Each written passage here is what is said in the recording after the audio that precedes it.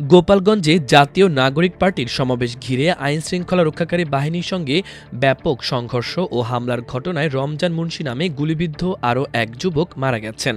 গতকাল বৃহস্পতিবার রাতে ঢাকা মেডিকেল কলেজ হাসপাতালে তিনি চিকিৎসাধীন অবস্থায় মারা যান। পেশায় তিনি রিকশা চালক ছিলেন। রমজান মুন্সি গোপালগঞ্জ সদর থানাপাড়া এলাকার মৃত আকবর মুন্সির ছেলে। এই ঘটনায় গুলিবিদ্ধ সুমন বিশ্বাস ও আব্বাস আলী নামে আরও দুজন বর্তমানে ডামেকে চিকিৎসাধীন আছেন।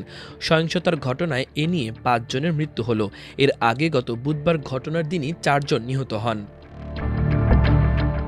শুক্রবার সকালে ডামেক হাসপাতাল পুলিশ ক্যাম্পের ইনচার্জ মোহাম্মদ ফারুক জানান, গোপালগঞ্জ সদর এলাকা থেকে নিয়ে আসা রমজান মুন্সি নামের এক যুবক ঢাকা মেডিকেলে চিকিৎসাধীন অবস্থায় বৃহস্পতিবার রাতে মারা গেছেন।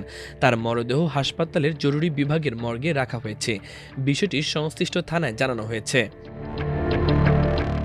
এদিকে গোপালগঞ্জে এনসিপির সমাবেশ ঘিরে দফায় দফায় সংঘর্ষকে কেন্দ্র করে উদ্ভূত পরিস্থিতিতে দ্বিতীয় দিনের মতো আজ কারফিউ চলছে। বেলা ১১টা থেকে ৩ ঘণ্টা বিরতি দিয়ে দুপুর ২টায় ফের জেলায় কারফিউ শুরু হবে। সকাল থেকে শহরের দোকানপাট বন্ধ রয়েছে। শহরের অলিগলি ফাঁকা, জরুরি পরিষেবা চালু রয়েছে। প্রধান সড়কে সীমিত আকারে যানবাহন চলাচল করছে। তবে কারফিউ ঘিরে সকালের দিকে শহরে আইনশৃঙ্খলা বাহিনীর তৎপরতা দেখা যায়নি। এ পর্যন্ত যৌথ বাহিনী ৪৫ জনকে আটক করেছে।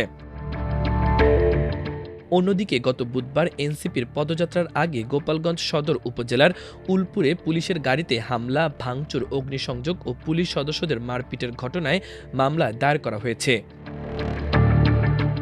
বৃহস্পতিবার গভীর রাতে পুলিশের পরিদর্শক আহমেদ আলী বাদী হয়ে নিষিদ্ধ ঘোষিত সংগঠন জেলা ছাত্রলীগের সভাপতি নিউটন মোল্লা ও ছাত্র সম্পাদক আতাউর পিয়াল সহ ৭৫ জনের নাম উল্লেখ ও অজ্ঞাত ৪৫০ থেকে ৫০০ জনকে আসামি করে মামলা দায়ের করেন। এছাড়া থমথমে পরিস্থিতি বিরাজ করছে পুরো জেলায়। হামলাকারীদের গ্রেপ্তারে চলছে সাঁড়াশি অভিযান। বাড়ি বাড়ি তল্লাশি করছে যৌথ বাহিনীর সদস্যরা। তবে হামলার পর প্রায় সব আওয়ামী লীগ নেতাকর্মী আত্মগোপনে চলে যাওয়ায় তাদের দেখা মিলছে না কোথাও। মাল্টিমিডিয়া ডেস্ক, আমার দেশ।